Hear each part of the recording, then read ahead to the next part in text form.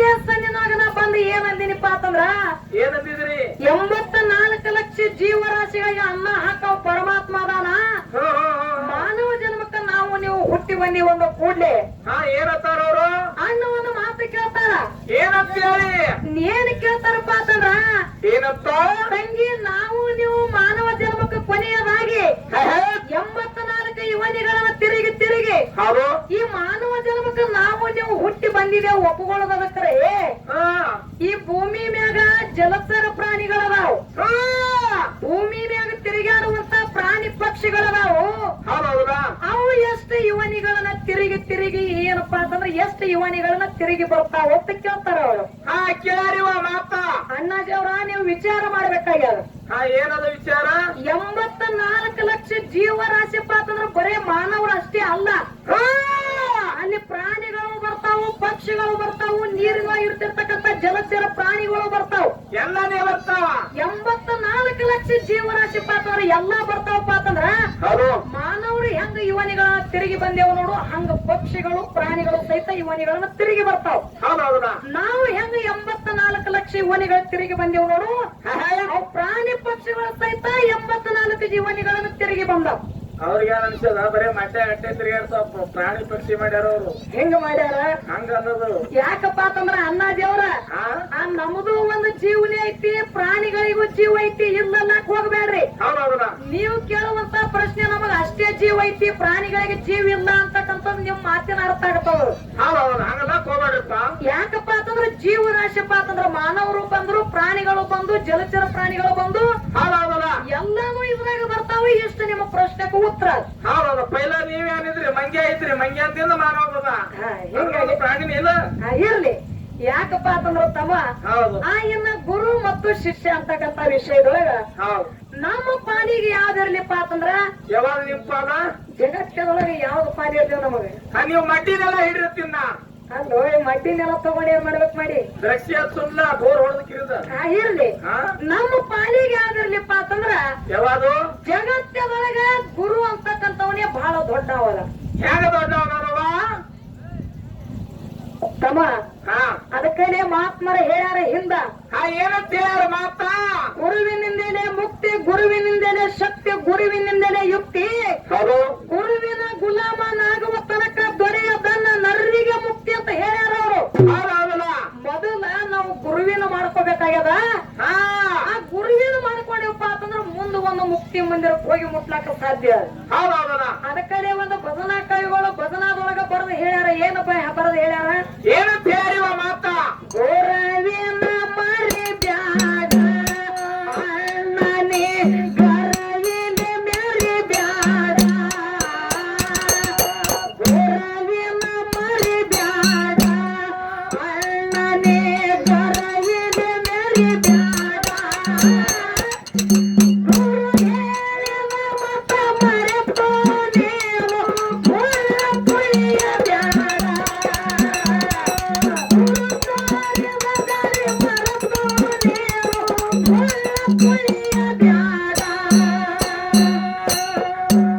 ಇದು ಯಾಕೆ ಬರೋದು ಹೇಳ್ಯಾರ ಅವರು? ಯಾಕ? ಗುರು ಅಂತಕ್ಕಂತ ಒಂದು ಪಣತಿ ಇದ್ದಂಗ ಅದಾನ, ಶಿಷ್ಯ ಅಂತಕ್ಕಂತ ಒಂದು ಬೆಳಕಿದ್ದಂಗ ಅದಾನ. ಆ ಪಣತಿ ಒಳಗೆ ಏನು ಎಣ್ಣೆ ಐತಲ್ಲ ಅದು ನನ್ನ ಗುರು ಅದಾನ, ದೀಪ ಅಂತಕ್ಕಂಥ ನಿನ್ನ ಶಿಷ್ಯ ಅದಾನ. ಪಣತಿ ಒಳಗೆ ಎಣ್ಣೆ ಇತ್ತಪ್ಪ ಅಂತಂದ್ರೆ ನಿನ್ನ ದೀಪ ಉಳಿತದ, ನಿನ್ನ ಶಿಷ್ಯನ ಆಟ ಐತಿ. ಅದ್ರ ಒಳಗೆ ಗುರು ಅಂತಕ್ಕಂಥದ ಎಣ್ಣೆ ಇರ್ಲಿಲ್ಲಪ್ಪ ಅಂತಂದ್ರೆ ಶಿಷ್ಯ ಅಂತಕ್ಕಂತ ದೀಪ ಉರಿದಿಲ್ಲ. ಇದು ಬರೇ ದೃಷ್ಟಾಂತ ಆಯ್ತು ತಮ್ಮ.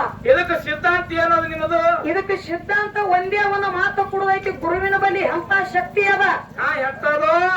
ಏನಪ್ಪ ಅಂತಂದ್ರ ತಮ್ಮ, ಏನು ಸೊಲ್ಲಾಪುರದಾಗ ಸುಗ್ಗಲ ದೇವಿ ಮುದ್ದುಗೌಡನ ಮದುವೆಯಾಗಿ ಎಷ್ಟು ವರ್ಷ ಆಗಿತ್ತು? ಎಷ್ಟು ವರ್ಷ? 70 ವರ್ಷ ಆಗಿತ್ತು. ಕರೆ ಎಲ್ಲಾ ಕಡೆ ಹೋಗಿ ಸಂತಾನ ಬೇಡ್ಕೊಂಡು ಬಂದ್ರು, ಸುಗ್ಗಲ ದೇವಿ ಮುದ್ದುಗೌಡಗ ಸಂತಾನ ಆಗಲಿಲ್ಲ. ಹೊಟ್ಟೆ ಯಾರಿಲ್ಲ. ಒಂದು ದಿವಸ ತಾಯಿ ಅಂಗಳದೊಳಗ ದುಃಖ ಮಾಡಿ ಅಳ್ತಿದ್ರು. ಅವಾಗ ಏನಾಗ್ತದ? ಅವಾಗ ಏನಾಯ್ತಪ್ಪ ಅಂತಂದ್ರ ತಮ್ಮ, ನನ್ನಪ್ಪ ಜಗದ್ಗುರು ರೇವಣ ಸಿದ್ಧ ಏನ್ ಮಾಡ್ತಾನ? ಜಗ ಸಂಚಾರ ಮಾಡ್ಕೊತ ಸೊಲ್ಲಾಪುರ ಗ್ರಾಮಕ್ಕೆ ಹೋದ. ತಾಯಿ ಸುಗ್ಗಲ ದೇವಿ ದುಃಖ ಮಾಡಿ ಅಳುವಂತ ಸಂದರ್ಭದಾಗ ಗುರು ರೇವಣ ಸಿದ್ಧ ಕೇಳ್ತಾನ. ಏನಂತ ಕೇಳ ಮಾತ? ತಾಯಿ ನೀ ಯಾಕೆ ಅಳಕತ್ತಿದಿ, ಏನಾಗ್ಯದ ಅಂದ ಕೂಡ್ಲೆ ಅವಾಗ ತಾಯಿ ಹೇಳ್ತಾಳ, ಏನಂತ? ಯಪ್ಪ ನನ್ನ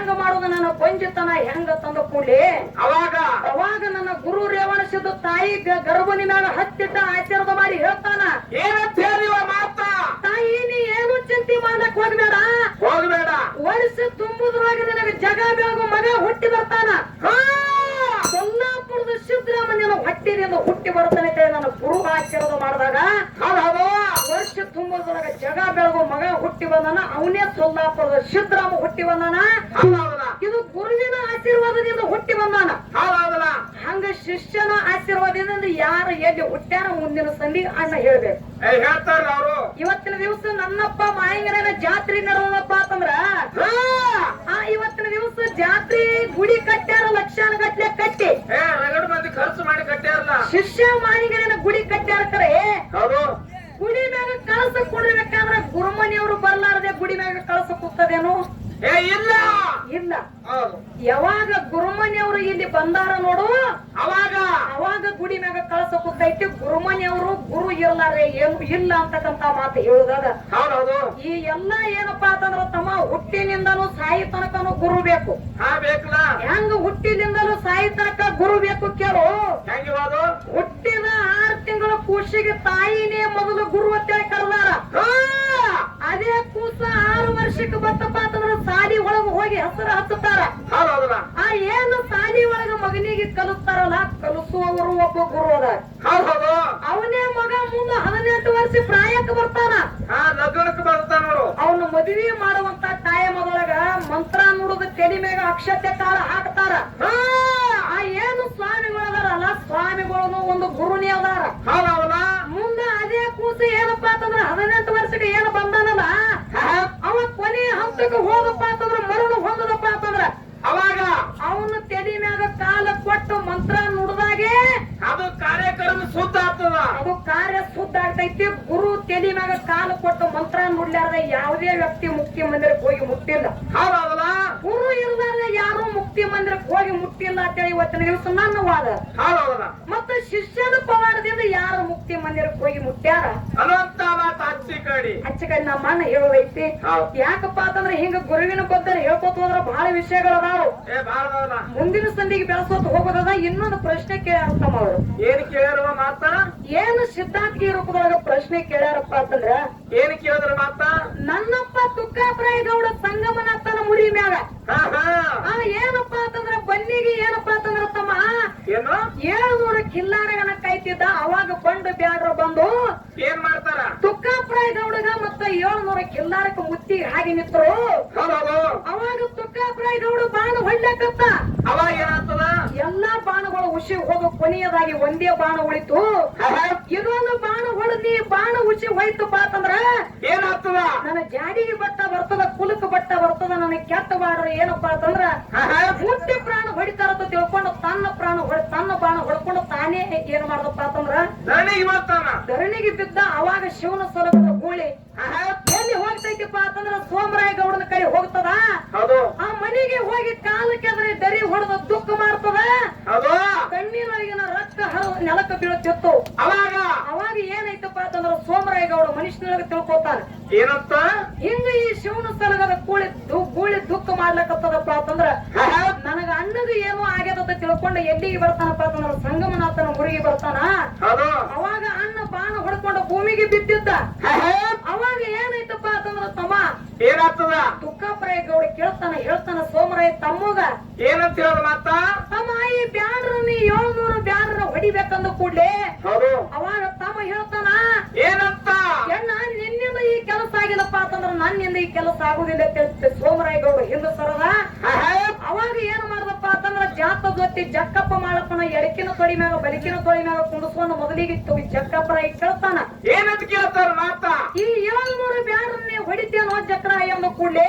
ಅವಾಗ ಜಕ್ರಾಯ ಮಾತು ಹೇಳನಲ್ಲಿ ಏನ್ ಹೇಳ್ತಾನ ಏನಂತ ಹೇಳ ಮಾತ ಯಪ್ಪ ನಿಮ್ಮಂತ ಸೂರ್ಯ ಕಾಕಾಗೋಳದಿಂದ ಆಗಿಲ್ಲಪ್ಪ ಅಂತಂದ್ರ ನನ್ನ ಕೈಲಿ ಆಗುದಿಲ್ಲಪ್ಪ ನನ್ನದಿಂದ ಈ ಕೆಲಸ ಆಗುದಿಲ್ಲ ಅಂತ ಯಾರಪ್ಪ ಅಂತಂದ್ರ ಜಕ್ರಾಯ ಹಿಂದ ಸರದ ಮಾಯಂಗರಾಯ ಕೇಳ್ತಾನ ಈ 700 ಬ್ಯಾಡ್ರ ನೀ ಹೊಡಿತೇನೋ ಅಂದ ಕೂಡ್ಲೆ ಅವಾಗ ಏನ್ ಹೇಳ್ತಾನ ಮಾಳಪ್ಪ ಅವಾಗ ಮಾಳಪ್ಪ ಹೇಳ್ತಾನ ಏನಂತ ಯಪ್ಪ 24 ವರ್ಷ ತುಂಬುದ್ರೊಳಗ ಏನ್ ಮಾಡಾವದಿ ಬ್ಯಾಡ್ರ ರುಂಡ ಕಡ್ದು ಚಕ್ರ ರುಂಡ ಕಡ್ದು ರುದ್ರಗಟ್ಟಿ ಕಟ್ತೀನಿ ಚಂಡ ಕಡದು ಚಂಡ ಕಡ ಚಕ್ರ ವರ್ಷಕ್ಕೂ ಒಮ್ಮೆ ಭಾರತ ಹುಣ್ಣಿಮೆ ದಿವಸ ಕಟ್ಟಿ ಮ್ಯಾಗ ನಿಂತು ಜಡಿ ಬಿಟ್ಟು ನುಡಿ ಮಾಡ್ತೀನಿ ಅಂತೇಳಿ ಮಾಳಿಂಗರಾಯ ಮಾತು ಕೊಟ್ಟ. ಇಲ್ಲಿ ಏನ ನಮ್ಮ ಅಣ್ಣಾಜಿ ಅವ್ರ ಪ್ರಶ್ನೆ ಕೇಳ್ತಾರಪ್ಪ ಅಂತಂದ್ರ ಏನ್ ಕೇಳ್ತಾರಿ ಮಾತ? ಮಾಳಿಂಗರಾಯರೇ ವರ್ಷಕ್ಕೂ ಒಮ್ಮೆ ಏನಪ್ಪ ಅಂತಂದ್ರ ಭಾರತ ಹುಣ್ಣಿಮೆ ದಿವಸ ಉಮ್ರಜ ಗ್ರಾಮದೊಳಗ ಕಟ್ಟಿ ಮ್ಯಾಗ ನಿಂತು ಜಡಿ ಬಿಟ್ಟು ನುಡಿ ಮಾಡ್ತೀನಿ ಅಂತೇಳಿ ಮಾಳಿಂಗರಾಯರೇ ಮಾತು ಕೊಟ್ಟಾರ. ಈಗ ಅಲ್ಲಿ ಏನು ನಡೀತದ? ಏನಲ್ಲಿ ನಡೀತದ? ಆ ಕುರುಬ ಸಮಾಜದವರವರಿಗೆ ಅಲ್ಲಿ ಏನಪ್ಪಾ ಅಂತಂದ್ರೆ ಹೇಳಿಕೆ ಹೇಳೋದಿಲ್ಲ. ಪಂಚಮಸಾಲಿ ಸಮಾಜದವರು ತಮ್ಮ ತಲೆ ಮೇಗಿನ ಜಡಿಗಳೆಲ್ಲ ತೆಗೆದು ಎಲ್ಲ ಮೀಸಿ ಅಂತಕ್ಕಂಥದ್ದು ಎಲ್ಲ ತೆಗೆದು ತಲೆ ಮ್ಯಾಗ ಎಕ್ಕಿ ಟೋಪಿಯನ್ನ ಮಾಡಿ ಅಲ್ಲಿ ನುಡಿ ಮಾಡ್ತಾರ. ಇದು ಯಾಕ ಅಂತ ಕೇಳ್ತಾರ ಅವ್ರು. ಸಮಸ್ಯೆ ಬಂದದನ್ರಿ ಅವ್ರಿಗೆ. ಅಂದ್ರ ಮಾಳಿಂಗರೇ ಜಡಿ ಬಿಟ್ಟು ನುಡಿ ಮಾಡ್ತೀನಿ ಅಂತೇಳಿ ಅಲ್ಲಿ ಮಾತು ಕೊಟ್ಟಾನ.